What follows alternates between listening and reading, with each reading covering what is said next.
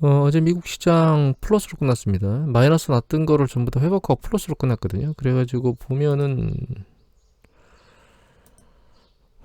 이걸 봐야 되겠네요. 다우 내려간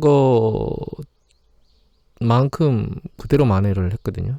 S&P 500 지수도 그렇고 나스닥도 그렇고 달러 인덱스는 바닥을 찍은 것 같아요. 제 생각에는 인플레이션 문제의 추구 전략, 그러니까 테이퍼링 얘기도 나오고 함으로써 그 다음에 이제 바이든 행정부에서 공격적으로 자금을 살포하던 것을 이제 국회에서 뜻대로 되지 않고 자금이 준다는 것, 뭐 이런 전체적인 상황들을 보고 경제 성장률이 미국이 빨라지고 있는 것, 이런 것들 뭐 전체적으로 보면 달러 인덱스는 이제 멈춘 것 같고, 거기에 가장 큰 타격을 입은 거는 금입니다. 금값은 아래로 내리 꽂았는데 내리 꽂은 뒤에 반등의 기미가 아예 없어요. 구리도 강력하게 밑으로 밀려 내려오고 있는데 특이한 건 유가입니다. 지금 유가를 계속 지켜보고 있는데 유가가 다른 거하고는 다르게 상황 반등이 굉장히 빠르죠. 그래서 유가의 움직임이 가장 신경 쓰이고 있고요. 장기적인 인플레이션, 그러니까 과거보다 2000 글로벌 금융위기 이후에 있었던 인플레이션율보다는 높은 수준으로 지속될 것이다라고 하는 얘기들이 전문가들한테서 나오고 있거든요. 그게 실제로 실행이 되려면 유가가 높으면 실제로 실현 가능성이 높다고 보고 있습니다. 저는 왜냐하면 아직까지 석유는 상당히 많은 영역에서 사용되는 중요한 에너지원이기 때문에 그래서 유가의 움직임을 아주 면밀히 보고 있는 상황입니다.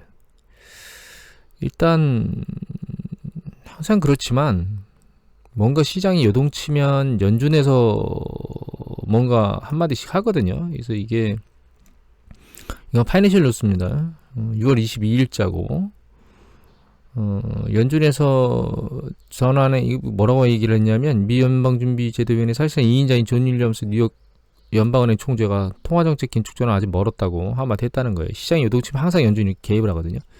이게 더 세게 요동치면 연준 의장이 나서는 거죠. 그래서 시장이 요동치는 게 그렇게 크게 변동성을 보이겠느냐라고 하는 생각을 항상 하고 있고요. 그럴 때마다 시장 뉴스에서 한마디씩 이렇게 나와요. 어제 이제 무디스에서 10에서 20% 주가 조정에 대비해야 된다고 인플레이션 역풍의 얘기를 하고 있거든요. 가능성이 충분히 있는 얘기고 어느 시점에 일어날지 모르는 얘기긴 합니다. 사실 그 얘기를 계속 드리고 있지만, 하지만 제가 생각하고 있는 사실 이 정도의 조정은 언제로 생각하고 있냐면 내년도 중반으로 생각하고 있습니다. 일단 지금 상황을 보면, 지금 상황 여기 보시면 직전에 올라올 때 가장 크게 조정받았던 때가 이때 2번 조정받았었고요. 이때 조정 깊이가 이거 로그 차트입니다. 로그 차트기 때문에 이 로그 차트 빼면 이렇게 보이고요. 이거 로그 차트거든요. 그 뒤에 요거 조정받고 올라왔고 지금은 이제 옆으로 평행선을 걷고 있거든요. 일정 수준 많이 올해 들어서도 일정 수준 올라왔고, 그러니까 상승 탄력도 그렇고 하락도 그렇고 지금 방향성이 애매모호한 상황이에요, 사실. 근데 왜 제가 내년으로 보고 있냐면, 이게 중간에 이제 글로벌 금융위기 이후에 올라오면서 계속 흔들렸던 요동 시간인데, 어제인가 보여드렸던 2013년도에 버냉키가 추구 전략에 대해서, 테이퍼링에 대해서 얘기를 했을 때 시장의 움직임이 이렇거든요. 근데 실제로 이렇게 요동을 쳤던 건 2015년도에 요동을 쳤습니다. 2015년도에 요동을 쳤는데 이렇게 두 번 크게 요동 쳤죠. 실제로 이 시기가 언제냐면 2015년도 12월달, 이때가 기준금리를 인상한 때입니다. 그러니까 그 기준금리 인상 전에 실제로 기준금리 인상하겠다고 슬슬슬 그 소리가 나오기 시작했던 그 해 여름 즈음부터 주식시장은 상승 탄력을 잃고 움직이고 있거든요. 그래서 지금 시점이기보다는 저는 내년이면은 기준금리가 내년 하반기에는 올라갈 수 있는 가능성이 충분히 지금은 존재하는 걸로 보이기 때문에 내년 중반 정도 그 스케줄대로 간다면, 혹은 그보다 좀 빨리 움직인다면 내년 상반기. 근데 올 하반기로 갈수록 인플레이션은 좀 잦아들 거라고 보고 있기 때문에 결론적으로는 2015년도에 있었던 이런 중반 이후부터 시장이 더디게 움직이는 그런 패턴들을 보일 거다라고 현재로서는 판단하고 있습니다. 지금은. 그래서 이번에는 조정이 이전에 있었던 것처럼 깊은 상황으로 움직이지는 않을 거다라고 생각을 하고 있긴 하지만, 지금 위로 올라갈 수 있는 상승 탄력이 제한적이라는 관점에서 놓고 보면, 그리고 많이 올라왔다는 점 두 가지를 놓고 보면 아래로 세게 밀릴 가능성은 충분히 존재한다. 이 생각은 반드시 가지고 있어야 됩니다. 그래서 반드시 일정 부분의 현금 포지션을 들고 있어야 되고요. 내가 현금 포지션을 반을 들고 있을 건지, 아니면 30%를 들고 있을 건지 20%를 들고 있을 건지는 각자의 투자 패턴에 따라 달라요. 다만 너무 화들짝 놀래서 주식 포지션을 제로로 만드는 거는 정확한 타이밍에 들어가면 정말 좋은 방법이긴 하지만 경기 확장 국면에서는 정확한 타이밍을 맞추기가 상당히 어렵습니다. 사실은. 그래서 일정 부분의 주식은 계속 들고 있어야 되고요. 그러면 어떤 주식을 들고 있어야 되겠느냐라고 하는 관점을 생각해 보면 이미 제가 말씀드린 내용들 중에서 추세적으로 계속 올라갈 가능성을 가지고 있는 기업들 같은 경우에 그런 것들 같은 경우에는 이제 조정에 대한 부분보다는 성장에 대한 기업의 지속적인 성장에 대한 부분에 포커스를 두고 주식 투자하는 게 좀 더 낫지 않은가 이런 생각을 하게 됩니다. 단신들을 좀 볼 겁니다. 그리고 여기 중국의 비트코인 색출 어쩌고저쩌고 얘기가 나와가지고 뭐 90%가 문을 닫았다는 등 채굴 업체들에 그래서 난리를 치고 있는데 우리나라 같은 경우에는 여기 보면 잡코인들 전부 다 뭐 퇴출시켜가지고 난리를 치고 있습니다. 그 거래소 빅세계에서 잡코인 41개를 벌써 거래 중지를 시켰나봐요. 그래서 코인 쪽이 가상화폐 쪽이 난리가 아니죠. 비트코인은 어제 다시 32,000대로 또 내려왔습니다. 어제 가격이 얼마냐면 제가 이거 차트 할 때가 32,000대였거든요. 지금 31,000대로 내려왔고 직전에 30,000대까지도 내려갔었기 때문에 뭐 놀랄 일은 아닙니다. 근데 이걸 좀 길게 보면 6개월치로 보면 이게 64,000인가요? 까지 갔었거든요. 64,000달러까지. 그게 반토막은 난 거죠, 지금. 그 다음에 도지코인. 일론 머스크가 한 도지코인. 이걸 보면 지금 현재 0.2인가요? 네, 0.2대까지 내려왔나요? 얘는 0.67인가까지 올라갔었거든요. 좀 더 길게 봐야 되나? 네, 0.67, 네, 0.67인가까지 올라갔었거든요. 그러니까 얘는 뭐 반토막 그 이상 났죠. 제가 80% 얘기를 드렸는데 80% 얘기를 들으면 0.14 정도 됩니다. 한 이 정도 레벨까지 내려와야 돼요. 예. 이 정도까지 이 정도인가요? 여기 잘 안 잡히는데 예, 이 정도 레벨까지 내려와야 80% 정도 됩니다. 비트코인도 마찬가지입니다. 이게 0.6이 한 0.3, 0.4, 아니 1.3, 14,000, 13,000 정도까지 내려와야 되기 때문에 그래서 지난번에 말씀드렸듯이 한 80% 폭락하면 그때 매집을 해서 그냥 이거 묻어두고 가겠다 이렇게 그렇게 갈 방식으로 투자할 시기가 곧 올 것 같아요. 저는 그때도 말씀드렸지만 이렇게 투자할 생각이 전혀 없습니다. 이건 투자할 생각이. 이게 지금 가치 제로로 수렴하는지 아닌지는 모르겠지만 단기간에 가치 제로로 수렴하지는 못할 겁니다. 누군가는 매도를 안 하고 들고 있는 사람이 반드시 존재할 거기 때문에 제로로 수렴할 수는 없고요. 단기적으로는. 장기적으로 또 어디서 이 비트코인에 대해서 군부를 떼올 수 있을지는 모르겠지만 저는 개인적으로는 가상화폐 CBDC나 중앙은행에서 발행하는 가상화폐나 전자화폐, 가상 디지털 화폐 같은 것들이 나오면 얘가 과연 용처가 있을까? 금을 대체할 수 있다라고 얘기하는 분도 쓸데없는 얘기하는 것 같고요. 그건 실체가 있는 거고 이건 실체가 없는 거거든요. 그래서 이거의 말로가 어떻게 될지는 저도 개인적으로 사실 궁금합니다. 답을 정확히 드릴 수는 없지만 장기적으로 놓고 보면 쓸데가 없는 것으로 가지 않을까 이런 생각을 개인적으로는 하고 있습니다. 그 다음에 단신들 보면 LG전자인데 제가 LG전자 지난번에 매수할 때 LG전자를 2배로 매수를 했거든요. 보유 주식의 배로 매수를 했는데 가장 주된 이유는 LG전자가 이제 스마트폰 사업을 그만둔 것도 적자 사업을 그만둔 것도 있고 사실 포커스는 두 가지였는데 한 가지는 OLED 산업하고 백색가전 쪽 산업이 LG전자 쪽의 축이 굉장히 높아지고 있어요. 그러니까 그 경쟁력이나 이런 것들이 좋아지고 있다는 말씀을 드리고 그렇게 드릴 수 있고 또 하나가 이제 자동차 관련된 전기차 관련된 산업입니다. 일단 이 말씀을 안 드릴 수가 없네요. 모든 주식 투자는 개인의 판단에 의해서 내려져야 되며 제가 말씀드린 모든 내용은 개인적 의견일 뿐입니다. 단순히 참고사항으로만 사용하셔야 되고 모든 투자에 대한 책임은 개인에게 달려 있습니다. 그래서 LG마그마가 합병하게 되는데 이걸 합병하게 되면 제가 이제 바라보는 관점 중에 가장 중요한 건 이게 세계일보고요. 6월 21일 2일자 기사입니다. 남해전 기자께서 쓰셨네요. 가장 중요하게 보는 건 이거 세 개입니다. 전기차가 사실 가지고 있어야 될 가장 주요 이슈는 이 파워트레인하고요. 축이죠. 결과적으로 자동차 돌리는 인포테인먼트라고 해서 우리 대시보드라고 하는 전면부에 있는 그런 전체적인 부분들이 전부 다 통합돼서 움직이고 있거든요. 지금은. 그 다음에 이제 조명. 하나 더 들어간다면 센서가 있습니다. 이 네 가지가 가장 주된 축인데 그거 이외에 그 전기차 배터리까지 5개겠네요. 5개의 축이 있는데 그 중에 이제 3개를 LG 쪽에서 담당하고 있고 거기다 이제 LG 에너지 솔루션이 전기차 배터리를 충당하고 있죠. 그래서 LG전자는 이제 전기차를 생산하는 그룹 라인 안에 들어가 있는 그러니까 전기차 회사 라인 쪽으로 바뀌고 있거든요. 그런 관점에서 포커스를 두고 앞에서 말씀드린 그 대형 TV나 OLED로도 넘어가고 있죠. 그리고 뉴스 보도를 보니까 삼성전자가 OLED를 LG 디스플레이에서 갖다 쓰겠다고 어제 뉴스 보도가 나왔더라고요. 그래서 다 아래로 곤두박질 치는데 LG전자만 어제 2% 넘게 올랐거든요. 그러니까 그 주식시장 모르는 겁니다. 그래서 LG전자를 들고 있습니다. 이제 어제 또 은행 얘기를 좀 했었는데 은행주를 팔까 말까 고민을 한다고 얘기를 드렸었는데 은행들이 해외로 진출을 하고 있는 은행들이 있거든요. 그래서 우리나라 4대 지주은행들은 다 해외로 진출을 하고 있고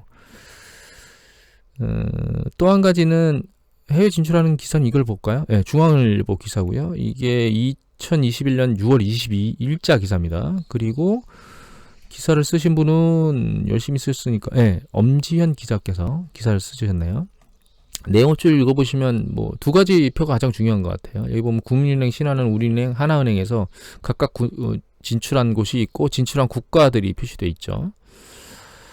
그리고 중요한 건 이거예요. 4대 시중은행 중에 해외 법인 이익입니다. 이거 매출이 아니고 이익이 이렇게 순이익이 높아요. 특히 신한은행이 순이익이 높거든요. 해외 성장을 잘하고 있다는 뜻이죠.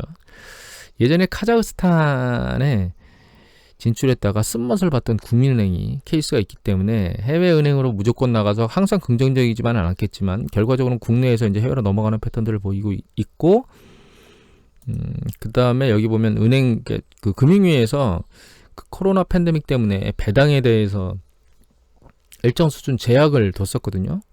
20%든가 순이익의 20%로 제한했었는데 이게 풀 가능성이 높아지고 있고 그 다음에 은행 경영자들이 중간 배당을 하겠다라고 하는 이슈들이 아직 남아 있습니다. 그래서 전 개인적으로는 은행주를 매도하지는 않고 좀 더 들고 있을 걸로 결정을 일단 내린 상황입니다.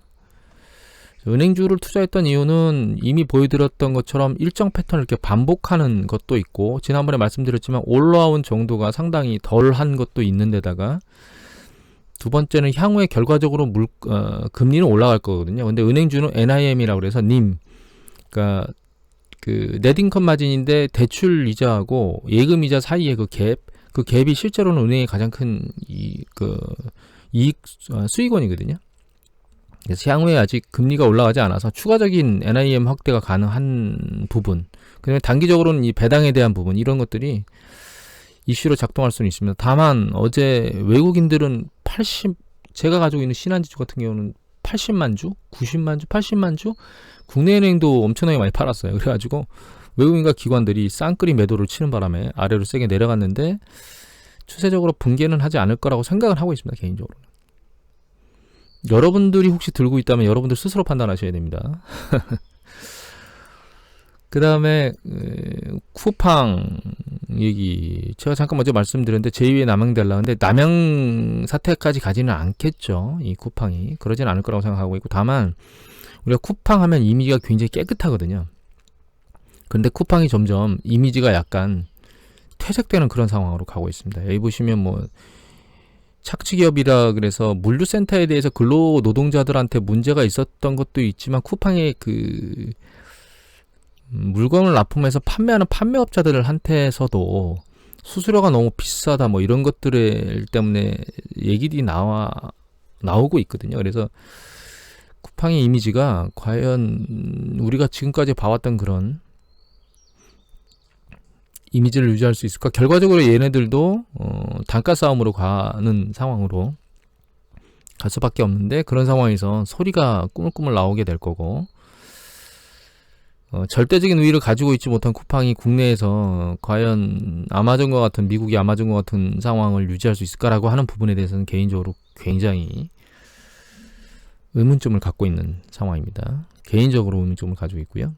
한 가지 이거하고 관련되어 있진 않지만 우손애가 나와서 이분 곧 우주로 간다 그랬는데 자기네가 만든 그 비행선 타고 지구로 돌아오지 말라고 반대 청원이 많이 이루어지고 있답니다. 웃긴 얘기죠. 아주 재밌습니다. 돈을 벌면 뭐 하겠습니까? 예. 쓸 시간도 없을 텐데 이분은 일반인으로서는 생각할 수 없는 이거 평생 써도 못 쓸 텐데 이번 부인께서는 그 이혼으로 받은 그 자금을 가지고 계속 대규모 기부들을 하고 있죠. 어떤 삶이 좋을까요? 개인적으로는 궁금합니다. 저도. 그 다음에 이건데요. 미국 주택시장이 정점을 가고 있는 게 아닌가라는 생각이 드는 뉴스 보도가 나왔는데 그냥 호러하우스 내놨는데 7억에 팔려 그냥 나온 지 며칠 만에 팔렸다고 지금 뉴스 보도가 나왔었거든요. 그러니까 그냥 매물만 내놓으면 여기 있네요. 사흘 만에 6억짜리 지옥의 집이 팔렸다는데 내놓기만 하면 파는 예전에 제가 금을 가지고 있다가 판 적이 있습니다. 그걸 팔았던 가장 주된 이유는 이제 차트도 보고 여러 가지 그러니까 너무 가격이 많이 올라온 것도 있고 그 다음에 차트상으로도 많이 올라왔고 금이 추가적으로 올라갈 수 없는 이유들도 막 존재하고 여러 가지가 있었지만 중요한 시그널, 그러니까 일반적인 사람들이 알 수 있는 시그널은 뭐였냐면 아파트 단지 내에 금리빨 금수저를 사는 사람들이 나타났었거든요. 그게 2011년도 초반에서 중반 후반 이렇게 넘어가면서 그때가 그런 시기였습니다. 그때가 정점 찍기 직전입니다. 아무 생각 없이 시장에 진입하는 거죠. 이것도 마찬가지로 아무 생각 없이 주택을 그냥 매입하는 거예요. 이거를 매입해서 얘가 고쳐서 살려고 한 건지 아니면 매입해놨다가 그냥 내놓고 다시 팔려고 한 건지는 모르겠지만 미국의 주택시장이 정점을 가고 있는 게 아닌가라는 생각을 하게 됩니다. 그냥 그렇게만 생각하는 건 아니고요.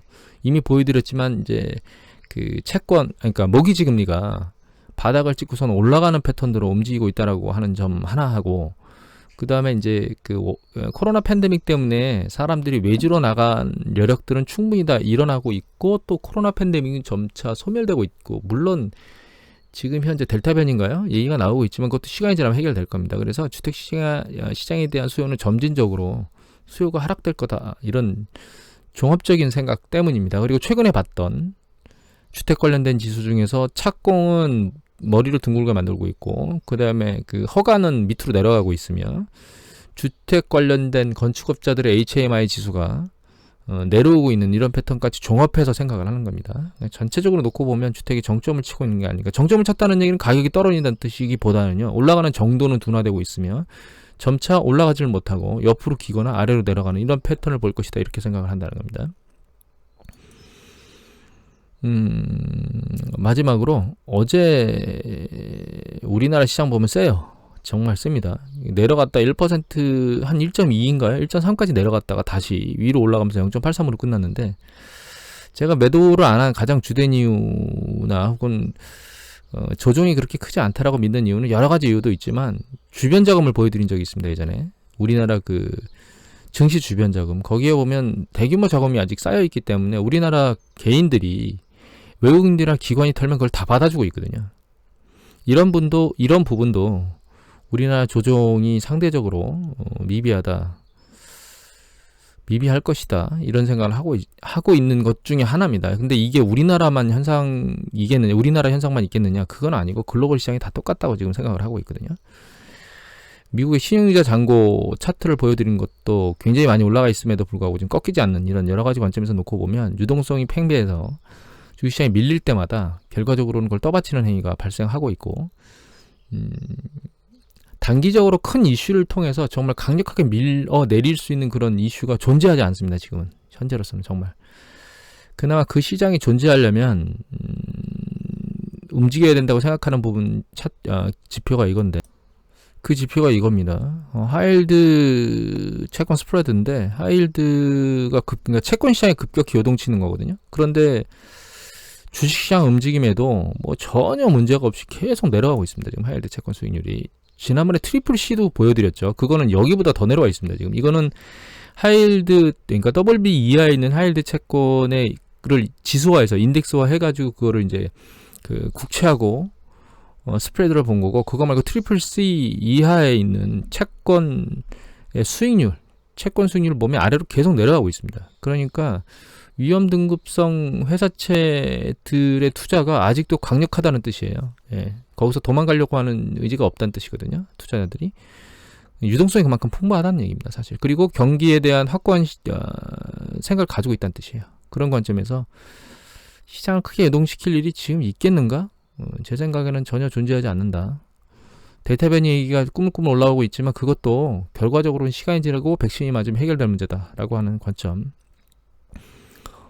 이런 부분들을 놓고 보면 시장이 생각보다 그렇게 크게 요동치지는 않지 않겠느냐. 다만 다시 한번 말씀드리지만 언제든지 요동칠 수는 있습니다. 10에서 20%는 여기서 말하는 이 10에서 20%의 조정은 언제든지 요동칠 수 있다라고 하는 건 반드시 가지고 계셔야 돼요. 그런데 이제 그게 그 시기를 제가 생각하기에는 이제 그냥 단순히 테이퍼링을 작동한다는 관점을 넘어서서 실제로 기준금리를 조작하는 시기에 그런 일들이 발생할 수 있다.